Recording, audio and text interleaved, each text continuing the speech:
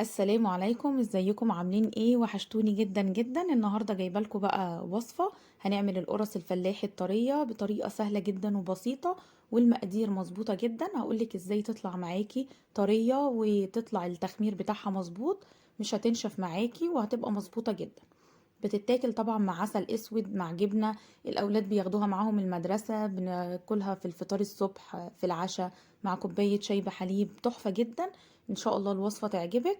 بس قبل ما ابدا الفيديو ما تنسونيش بقى بلايك وشير وسبسكرايب وتفعلوا الجرس علشان يوصل لكم كل جديد من وصفاتي.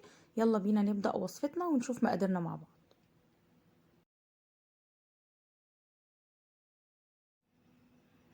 اول حاجة عندي هحط هنا كيلو دقيق. طبعا نوع الدقيق مهم جدا زي ما كل مرة بقول في المخبوزات.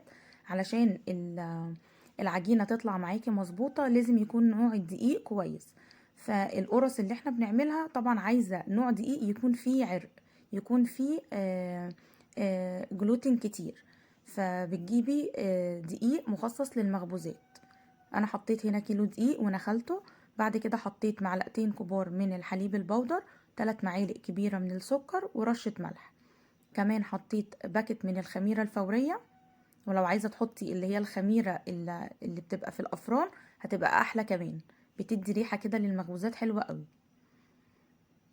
هبتدي كده أقلب كل المكونات الأول الجافة مع بعضها، وبعد كده هنزل بالسوائل. بعد كده هبتدي أضيف كوباية إلا ربع من السمنة، وتكون بدرجة حرارة المطبخ. مش عايزينها تكون دايبة ولا عايزينها تكون مجمدة، احنا عايزينها بدرجة حرارة المطبخ كده عادي. كوباية الا ربع من السمنة على كيلو الدقيق. وبعد كده هحط ربع كوباية من الزيت. عايزة تحطي كوباية كاملة سمنة مفيش مشكلة، بس الزيت بيدي لون حلو جدا للقرص، وكمان بيديها هشاشة حلوة جدا. هبتدي بقى اقلب السمنة في الدقيق كويس جدا لحد ما الدقيق يتغلف كده بالسمنة كله، ويبقى عامل زي الرملة بالظبط.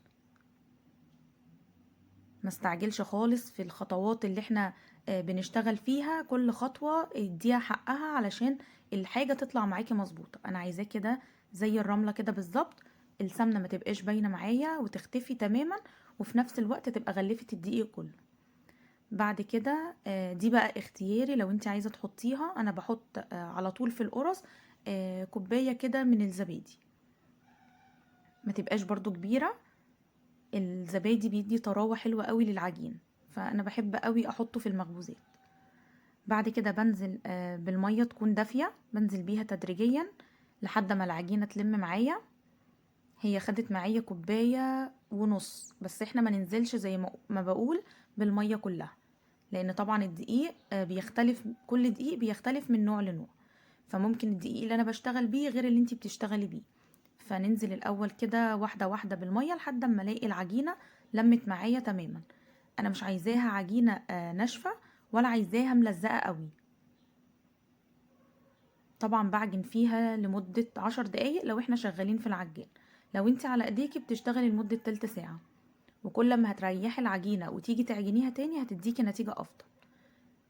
بعد ما عجنتها لمده 10 دقايق وصلت معايا كده للمرحله دي زي ما انتوا شايفين، ما بتلزقش في ايديا وفي نفس الوقت طريه. هبتدي احطها في البوله وبسيبها بقى تخمر لمدة ساعة. طبعا لو انتي مش عايزة تعجني بمية ممكن تعجني بحليب عادي، بس انا عشان حطيت حليب بودر فاستغنيت عن الحليب خالص. بعد ما خمرت معايا كده لمدة ساعة هبتدي بقى اخرج كل الهواء اللي فيها واقسمها. بعد كده بتقسمي العجينة بقى على حسب الحجم اللي انتي تحبيه. لو عايزاها كبيرة بتكبري حجم العجين شوية، لو عايزاها صغيرة بتصغريه شوية. انا بحبها وسط كده، ولا كبيرة قوي ولا صغيرة قوي، علشان الواحد يمسك واحدة كده يبقى كلها برضو ويكون شبع منها. عندي هنا صاج ببقى دهناه دهنة زيت بسيطة جدا، ولما بحط الزيت بمسحه بالمنديل. بجيب منديل كده وبمسح الزيت علشان ما يبقاش القرص تتحرق معايا من تحت او تاخد لون غامق قوي من تحت. ببتدي بقى اقسم كده واحطها في الصاج. نخلي بالنا بقى من الخطوات اللي جاية دي. التخمير مهم جدا في ان القرص تطلع معاكي مظبوطة.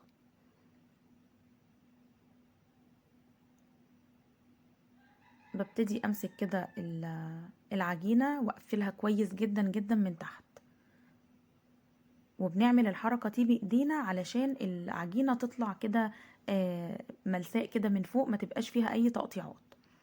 في المرحلة دي بعد ما عملتها كده ابتدي اغطيها بكيس واسيبها تخمر، بتخمر لمدة 10 دقايق. بعد ما اسيبها ترتاح شوية بتبقى خمرت معايا بالشكل ده زي ما انتوا شايفين. ما نتسرعش خالص ونبتدي نحطها على طول ونبتدي نفردها في الصاج، لا نسيبها ترتاح كده لمدة 10 دقايق، تاخد وقتها كده في التخمير، هتلاقيها بتتفرد معاكي على طول بكل سهولة. فالخطوة دي مهمة جدا. بعد كده بمسك بقى اول صاج انا حطيت فيه العجينة، وابتدي افرد بقى ايه واحدة واحدة. بصوا زي ما انتوا شايفين كده بتتفرد معايا على طول، وطبعا نخلي مسافة بين كل واحدة والتانية. لو عملتيها بقى وفردتيها في نفس الوقت مش هتتفرد معاكي على طول، لكن كل ما العجين بيرتاح كل ما هتتفرد معاكي بكل سهولة. ببتدي كده افردها من كل الجوانب علشان ما تبقاش عالية من حتة والناحية التانية تبقى رقيقة فتتحرق معايا بسرعة. بعد ما اعملها كده بالشكل ده ابتدي اغطيها بالاكياس تاني واسيبها ترتاح، بترتاح لمدة ربع ساعة. قبل ما تدخل الفرن لازم ترتاح لمدة ربع ساعة. وفي الوقت اللي هي بترتاح فيه انا ببقى فاتحة الفرن على درجة حرارة 200، واسيب الفرن شغال في الوقت اللي هي بتخمر فيه. الحركة دي بتخلي المطبخ درجة حرارته سخنة كده، فالخميرة بتخمر معايا بسرعة، العجينة بتخمر بسرعة، والفرن عندي تبقى سخنة. فأول ما بدخل المخبوزات والفرن عندي سخنة الخطوة دي بتخلي المخبوزات تبقى طرية جدا وما بتنشفش معانا. لكن لو دخلتيها على فرن مش سخن ولسه هي هتبتدي بقى تستوي والفرن لسه ما سخنش، هتلاقي المخبوزات يعني نشفت معاكي ومش هتبقى مظبوطه. فمهم جدا ان الفرن يبقى سخن جدا. بنسيبها لحد ما تاخد لون ذهبي كده من تحت. لو حبيتي تفتحي عليها الشوايه تاخد لون برضو مظبوط من فوق. السمنه اللي احنا حطيناها في الدقيق هي اللي عامله اللون ده، انا ما دهنتهاش من فوق خالص. اول ما تاخد اللون الذهبي معاكي، شايفين اللون مظبوط ازاي من فوق ومن تحت. اول ما تاخد اللون المظبوط معاكي بتطلعيها على طول من الفرن، وبتغطيها باكياس وهي سخنه علشان القرص تبقى طريه معانا تهدى معاكي تماما. بتبتدي تحطيها في اكياس وبتحطيها في الفريزر على طول. بتطلعيها تاخد درجة حرارة المطبخ، او تحطيها في الميكروويف وتاكليها كأنها لسه طالعة من الفرن بالظبط. انا كده خلصت الوصفة، يا رب الفيديو يكون عجبكم وتجربوا الطريقة وتقولوا لي رأيكم ايه. ما تنسونيش بقى بلايك وتعملوا شير للفيديو وتفعلوا الجرس علشان يوصل لكم كل جديد من وصفاتي.